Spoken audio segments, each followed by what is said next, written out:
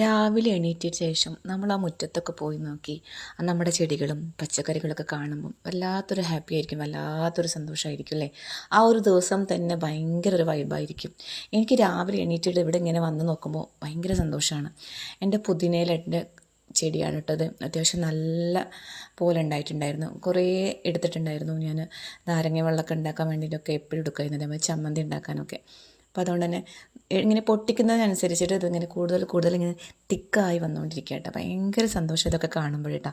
കൃഷി ചെയ്യുന്നവർക്കറിയാം ഇങ്ങനെ ഓരോന്ന് ചെയ്യുമ്പോൾ. അതേപോലെ മല്ലിയില, ഇതിപ്പോൾ ഞാനിന്നൊരു രാവിലത്തെ ചട്നി ഉണ്ടാക്കാൻ വേണ്ടിയിട്ട് പോവുകയാണ്. അപ്പം മല്ലിയില പൊട്ടിക്കാൻ വേണ്ടി വന്നതാണ്. അങ്ങനെ മല്ലിയിലൊക്കെ പൊട്ടിച്ചു. മല്ലിയും പുതിനയും വെണ്ടയും അങ്ങനെ ഒരുപാട് കാര്യങ്ങൾ. ഇതൊക്കെ കാണുമ്പോൾ എനിക്ക് ഭയങ്കര സന്തോഷമാണ്. നമ്മൾ കൃഷി ചെയ്തത് അല്ലേ ഉണ്ടായി കാണുമ്പോഴും. ഞാൻ രാവിലെ ദോശയ്ക്കും ഇന്ന് ചപ്പാത്തി ആട്ടോ, ചപ്പാത്തിക്ക് ഉണ്ടാക്കാൻ പോവുകയാണ്. 2 തക്കാളിയും 1 വലിയ ഉള്ളിയും 2 വറ്റൽമുളകും 3-4 അല്ലി വെളുത്തുള്ളി ഉണ്ടെങ്കിൽ വളരെ സിമ്പിളായിട്ട് നമുക്ക് ഈ ചട്നി തയ്യാറാക്കാൻ പറ്റും കേട്ടോ. ഞാൻ ജസ്റ്റ് ഒന്ന് വെളിച്ചെണ്ണ തന്നെ ചെയ്യണം കേട്ടോ. ഇതെല്ലാം ഒരുമിച്ചിട്ട് ജസ്റ്റ് ഒന്ന് വഴറ്റിയെടുക്കുന്നേ ഉള്ളൂ.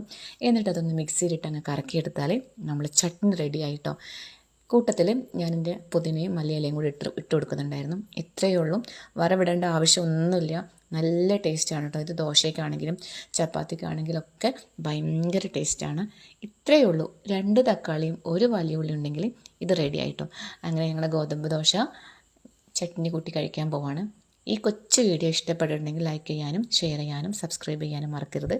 ഇതുപോലെയുള്ള നല്ല വീഡിയോ ആയിട്ട് ഞാൻ വീണ്ടും വരുന്നതായിരിക്കും.